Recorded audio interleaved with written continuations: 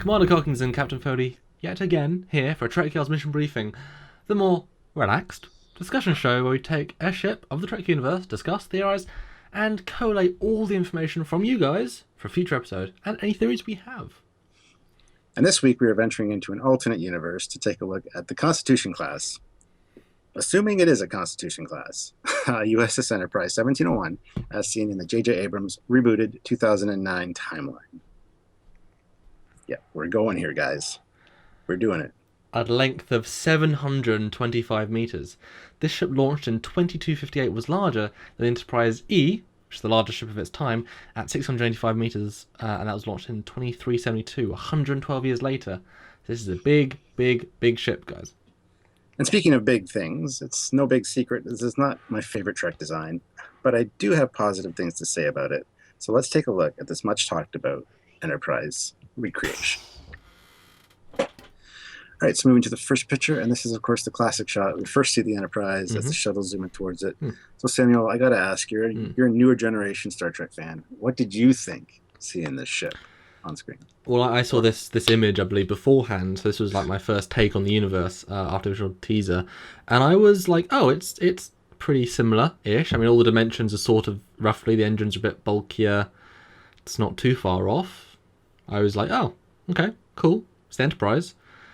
Little did we know the proportionality of some of the bits. But yeah, I mean, it looked like the Enterprise, just really advanced. I mean, that was always the question, how are they going to go to advance the 60s? And I was like, okay, well, this is interesting. I think I went into the movie with a lot more hope than I had leaving it. Yeah.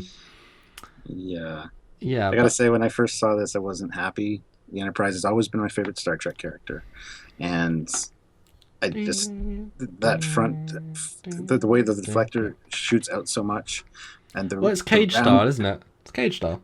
No, it's not at all. Oh, it is. It's bigger than the housing. That's exactly what cage has. And the rounded, I don't know. I don't like the curve of the saucer at the side there, and then the engines. Well, it's a refit-ish. The engines just get into that later. But it's certainly an interesting one, and it was interesting. I think the exterior is better than the interior in a lot of ways. But that takes us on to the next photo. This is an interesting one you put in. Version 1, version 2, version 3, version 4. What are these versions? Well, originally it was supposed to have the correct freaking colors with red Bizarre collectors, and I think that would have made a huge improvement. And then there was different design tweaks by JJ and his team.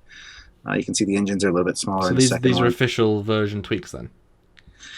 As far as I'm aware, yes. Because I know there was a few stages of its design, and then JJ thought it looked too much like the refit or whatever, so he changed it to more his style. Because the second one looks a lot like the refit, the proportions of that saucer. And then, it turned into this. It's interesting how they even more oversized the engines, it feels, on the first one.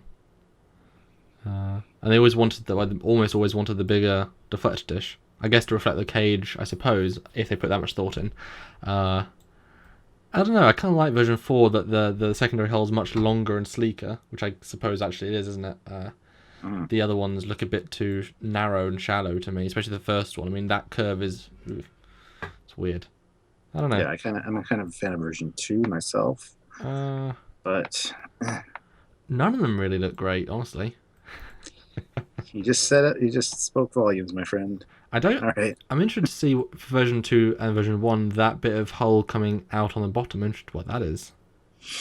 I don't know. I don't mind it though. It's kind of a neat, interesting. If there's like a specific reason for it, if it generates a shield bubble around the deflector or something, I don't know.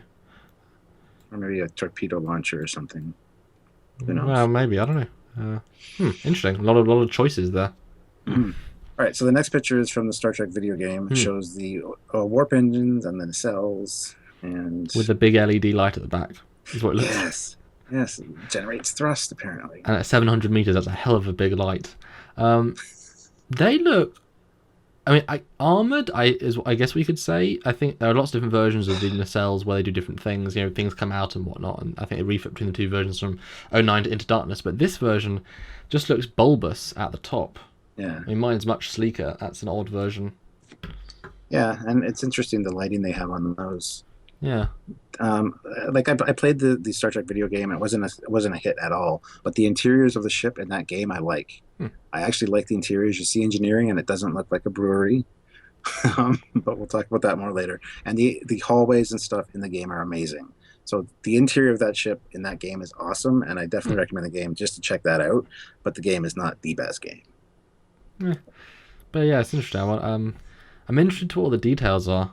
I'm interested to why they made the back of the nacelles that way. Those, and again, just the scale. They've got a nav light and then another bulb. I'm In sure they front of didn't that. think about it. Well, I mean, I don't know. It's interesting.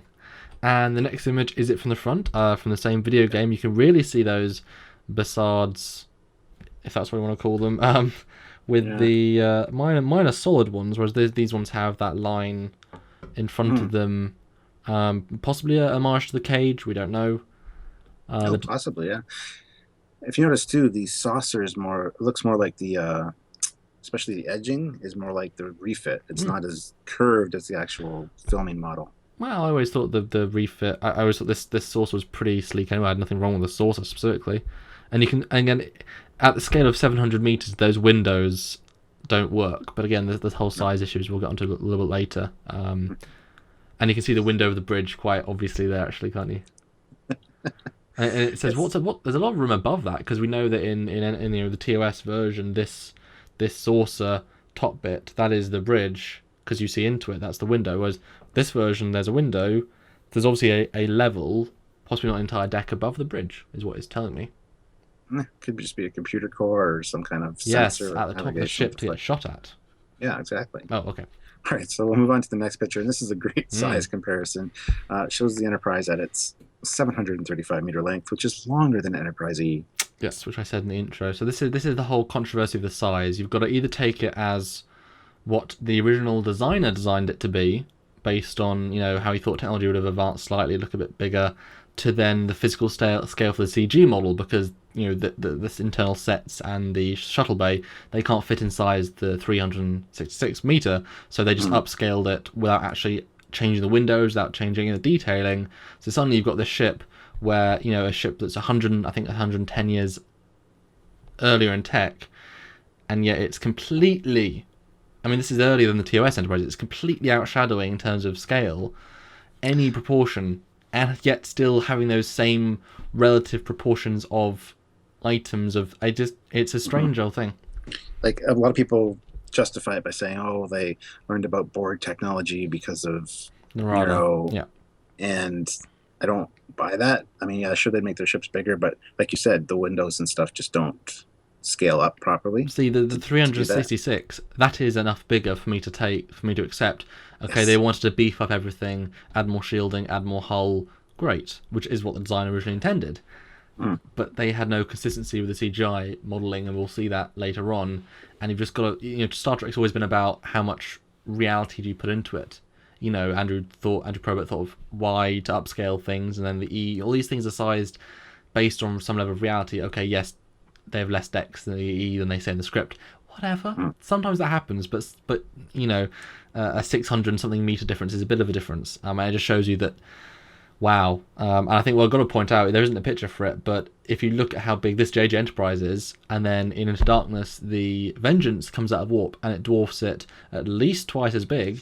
So is the Vengeance 1,400 meters? That's a really big ship. Yeah, that is a damn big ship. Anyway, so the next picture is... Oh, interesting. It's Kind of a reimagining of JJ's Enterprise. It's basically the refit. Definitely that hull texturing now. And I like it. I like that they've shrunk the engines down a little bit, Yes. made them a little bit more proportionally correct size-wise. See, those engines make me feel like it's normal engine, but they've armored up the front to get a bit more warp functionality. And I can see those bottom bits then having maybe they're a new sort of intake. Maybe that I can believe that's scaling anyway. And the curve of those pylons, they're more straight. They're not as curved as JJ's, like the very curved look here. Yes. Can't really focus on mine, but No, it's interesting. so I don't like the rounded pylons, and the fact that the engines are so close together proportionally don't make sense. They need to move them out like that. that would be much nicer. I could handle that. Yeah, there's a strange. It's a terrible size proportion, but yeah, it's a strange old thing. But I like this. It's basically taking a refit, swapping out the nacelles and deflector, and it works for the most part. Mm-hmm. It just looks like a more advanced refit, which again you could argue that doesn't work temporally with the time period because the refit was a very specific advancement, and we know the Connies lasted 25 years. So again, that's a bit of a stretch. Where I guess you could argue this fits in a little bit better because it's much whiter and much cleaner, like the TOS version, sort of. But yeah, it's interesting. I think this could almost be the refit to the JJ refit. Yeah, and I gotta say, bring back the red Bizarre collectors. Blue just does not work. Yeah. All right, so next picture is the awesome Mac store. I mean the bridge. It's the bridge. It's sort of I don't really go to. I'm not a Mac user, so I've never been to their stores really. Oh well, that's exactly what it looks like. Oh, cool. There's even barcode scanners on the bridge in case you haven't noticed. It's a strange old thing because it looks very advanced. There's a lot more functionality. They've tripled the size. It looks triple the size again, which does speak to the scale increase because again, there's only a certain amount of bridge in the bridge. So if you notice too, the bridge isn't on the top deck of the ship like you said earlier. You can actually walk straight onto the bridge from a corridor. So it's not just accessed by turbo lift. So it's very bright. It's too bright. It's like you need to wear sunglasses if you're on the bridge. I don't know. I mean, the barcode scanner is obviously linking to the cage version a little bit, having accessories, as it were. But the color palette is different. Everything about it is different, and yet it's. I mean, if you want to argue that the Federation went more warlike, hence bigger ships, why everything white gleaming? That's not even a design we saw in the war of Star Trek VI. That was closer to a war. Yeah. They didn't go white. They went darker. They went grittier. This is the exact opposite. It looks, this. What time period, if any, in Trek would you say fits most into? If you had to. I don't know. This looks like a hospital ship to me. It doesn't matter what time period. It just looks like something bright and shiny and sterile. I think this is the motion picture Enterprise. If they had $1 million budget for the bridge, and more technology, because that's the closest it's going to be. Those whites. You can imagine those uniforms would fit quite well into this color palette. Oh yeah, absolutely. I totally agree with that 100%. But I don't like the size of this bridge. It's just too huge and voluminous, and but then again, of course, with the ship being monstrously sized, it kind of makes sense. Given the size of the ship, this version of Trek is not about being that close quarters submarine feel. It's about being this action adventure, bigger, larger than life feel. So obviously they want to reflect that in the bridge design. And from a filmmaker's point of view, the TOS bridge, all the different bridges, they were very limited in how they could film it. Very limited. Even the D bridge is much smaller than you think. This bridge, they can take a dolly cam and run around the bridge easily. There's a lot of that space. So this bridge speaks to having movement, having life, having people run around. We didn't really see it very much. That big screen feel, which JJ wants, because you want it's an action adventure. Yeah, but it certainly speaks to a more full and more living environment. I don't think this is how Gene would have gone, even with the tech. I mean, even my eyes go to these monitors, which are great, and finally we get information because the TOS monitors are all the TOS display stuff is synonymous with not actually telling you anything. I know you've explained it sort of, but come on, you want actual informative LCARs, and these actually give you that. But at the same time, I don't know. I'd be interested to see what also those two controls to either side of the captain's chair are, because TOS, every single station was something, had a purpose. I wonder if they actually thought about it, or if they just thought, let's just put things to flank people.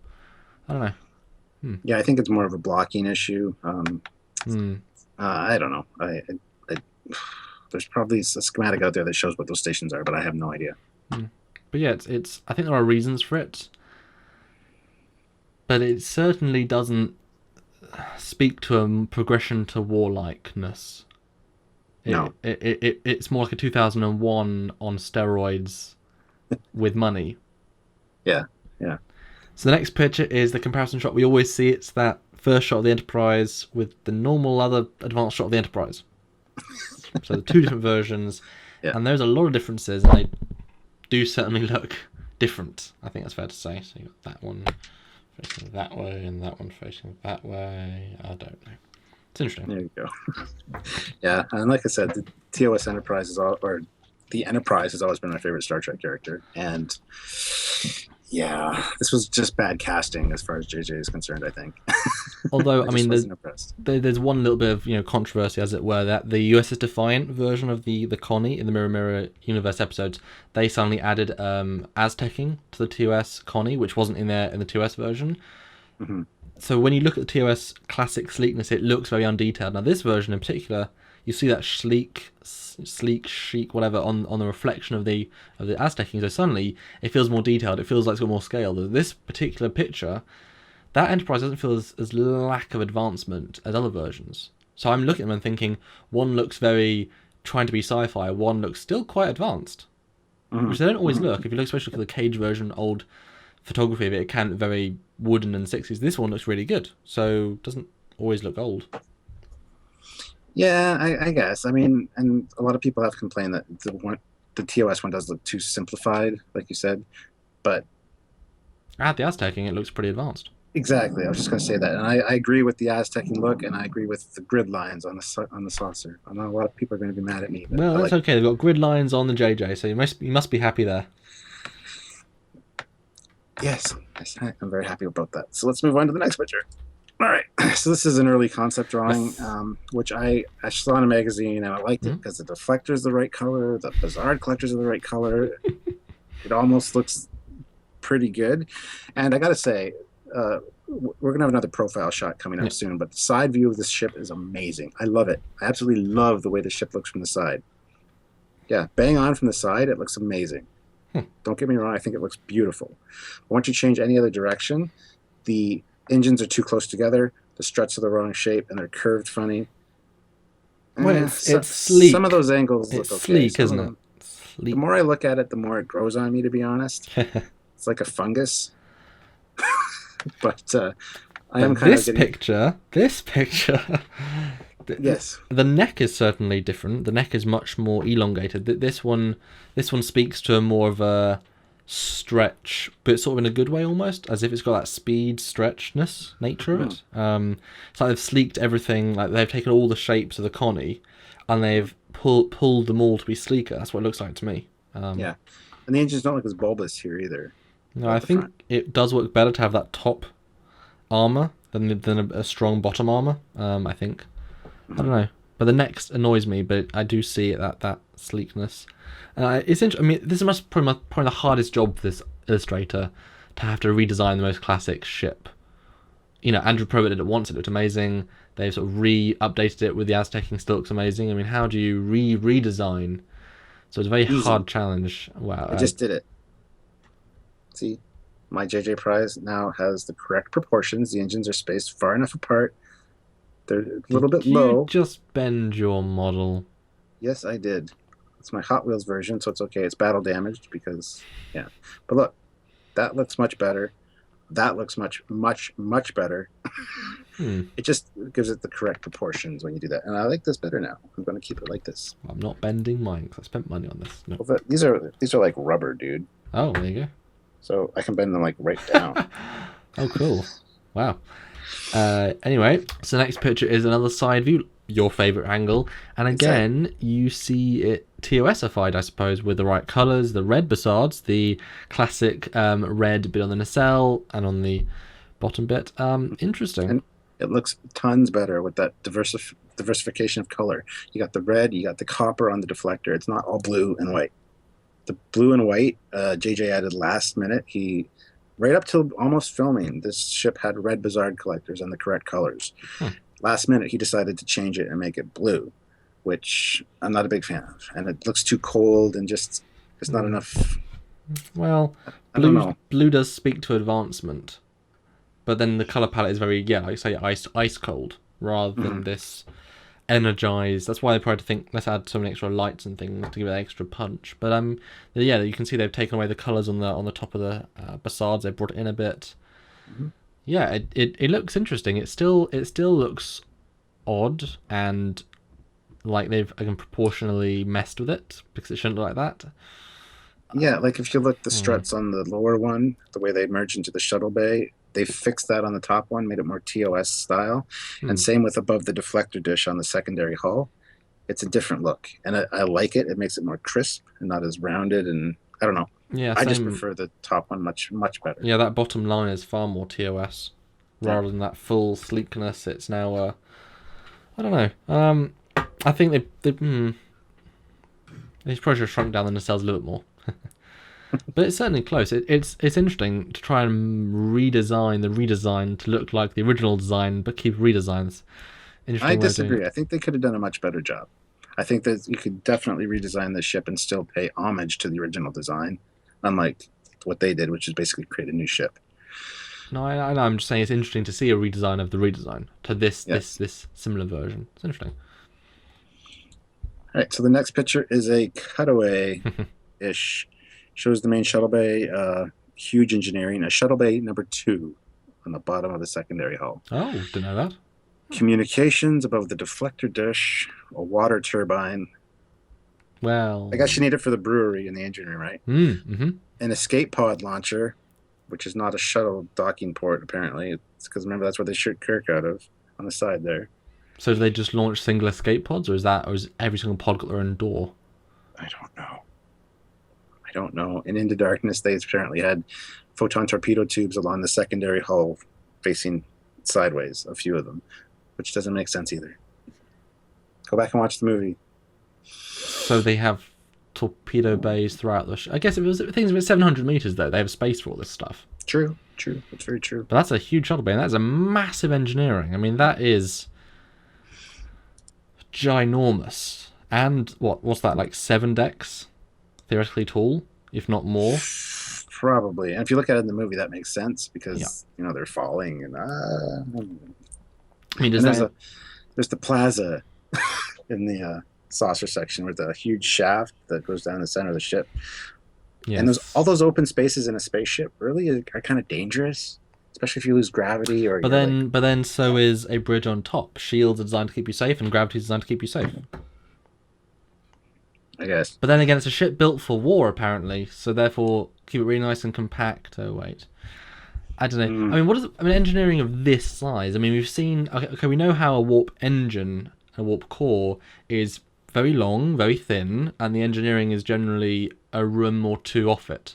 And the Sovereign engineering is pretty big. I mean, it's 3 or so levels. It's quite long, but this is ginormous. I mean, does that speak to more warp power, to more warp redundancy? I mean, the bigger warp nacelles clearly huge compared. We know they can get to Kronos from Earth in a day, half of a day. So perhaps we've got warp 9.999999, and with 8 warp cores. Does that just mean they, like I say, took the tech from the Narada, advanced it even further? It was another 10, 15 years, whatever it was. I mean, do you need that big of engineering? Because I don't know, you're still using older materials that you maybe can't create. Maybe, how would you create a Enterprise E-style warp core with 22nd century tech? Because even if they got... We know they didn't get any parts of the Narada, even if they got scans. So just because they got the basic layout of what you're going to be, maybe they just need that extra space to have engines of that power. No. You're trying to justify bad writing.